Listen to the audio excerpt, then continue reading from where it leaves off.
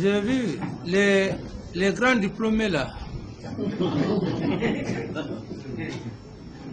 La langue de Molière, les gens l'ont roulé. Qui a applaudi ici? C'est pas Super Bobo que tout le monde vient d'applaudir.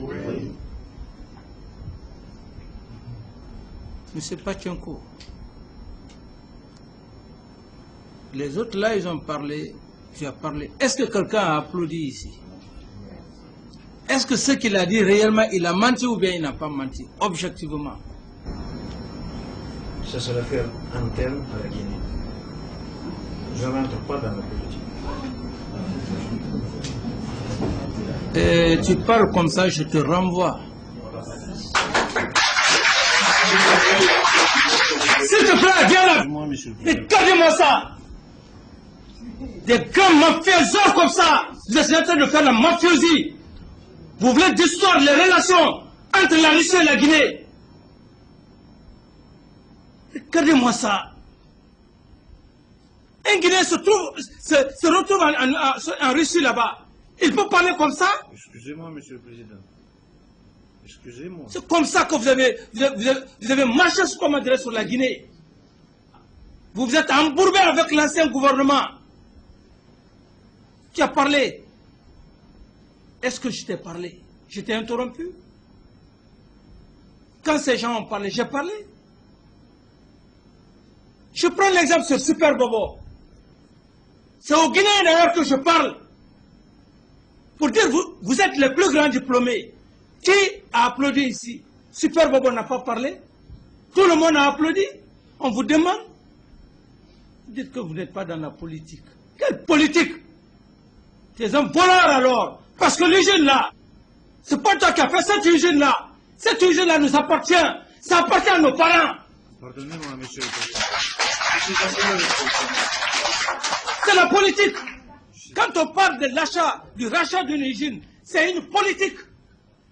C'est la politique. Aujourd'hui maintenant, on a des gens qui sont sur notre dos. Tu es couché, tu es tranquille.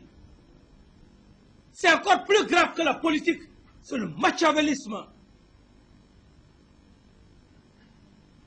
C'est la politique. C'est la subversion. Est-ce que Super Bobo a parlé de la politique?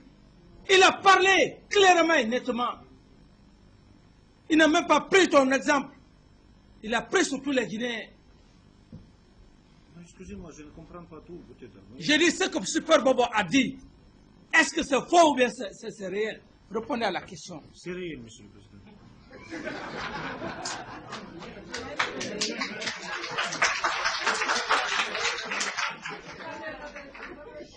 Vous savez, il faut qu'on soit honnête.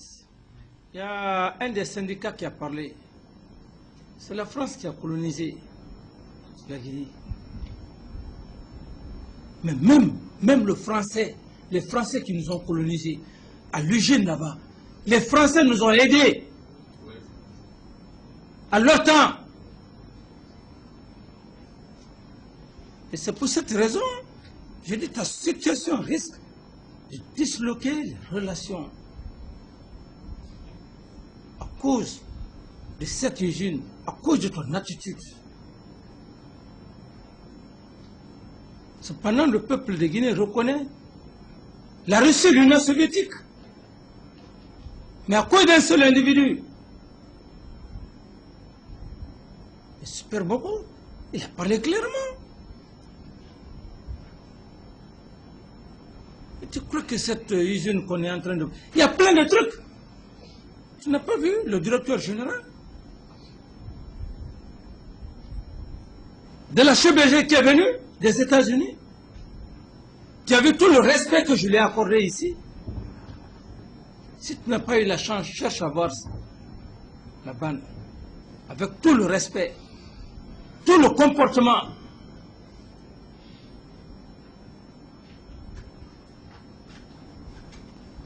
Vous demandez, vous dites que vous pensez que c'est la politique. Non, Monsieur le Président, excusez-moi. Tu dis que tu n'es pas politique. Est-ce qu'on est en train de parler... Attends, on est en train de parler de partis politiques ici? Non, je vous demande, est-ce qu'on discute un problème de parti politique? Non, Monsieur le Président, non. C'est pas l'usine? C'est pas l'économie? C'est l'économie. N'est-ce pas? Oui. Les Guinéens sont perdants. On a des problèmes. Et comment avez-vous fait ce contrat? Ce contrat fait, aujourd'hui on a des problèmes. L'État n'a rien. Et ce n'est pas vous qui avez construit cette usine.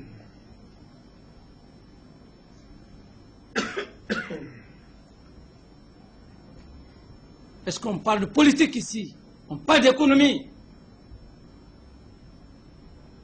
Moi, je l'ai dit, hein, je ne suis pas ces gouvernants, ces anciens gouvernants que vous avez vus. Hein, je suis très différent d'eux. Parce que moi, je n'ai pas besoin de votre argent. Je n'ai pas besoin que je sois corrompu pour prendre les biens de l'État donnés.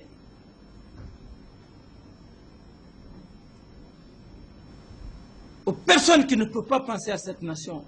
Non, je suis très différent. C'est pourquoi je parle avec fierté. Je n'aurai jamais besoin d'un sou de vous. Même si vous me donnez combien de millions de dollars, je n'en ai pas besoin.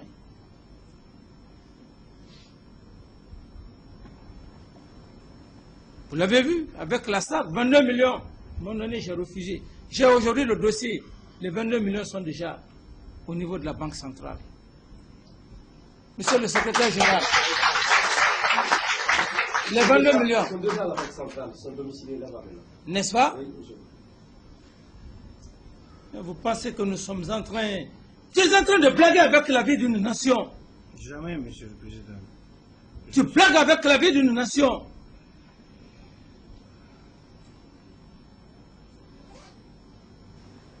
Excusez-moi, Monsieur le Président. Est-ce que vous pouvez... Ton attitude, ta façon de répondre. Tu crois que tu as affaire, aux gens que tu as connus? Monsieur le Président, excusez-moi. Faites le faveur, excusez-moi. Si j'étais impoli, excusez-moi. Peut-être que je n'ai pas compris tout. Vous pouvez pardonner au moins que je ne suis pas dans la langue molière. Maintenant, je vous demande, il y a des risques de fermeture pour l'usine. L'approvisionnement n'est pas à point. Est-ce l'usine, tu dois l'approvisionner ou tu ne vas pas l'approvisionner jusqu'à nouvel ordre? Au cas où tu n'arrives pas à l'approvisionner, quelles sont les solutions que nous devrons prendre en votre encontre? Répondez à la question. Attendez, nous n'avons pas même examiné la non-possibilité d'approvisionner. L'usine devrait être approvisionnée, il sera approvisionné. Tu vas l'approvisionner ou bien tu ne vas sûr. pas l'approvisionner? Non, non, non, il sera Au approvisionné. cas où l'usine s'arrêtait Il ne devrait pas s'arrêter. par manque d'approvisionnement, Monsieur le Président, il ne devrait pas s'arrêter. Dans notre programme, ça tu n'existe prends pas. l'assurance. Je donne mes paroles. Ça, c'était le point le plus important.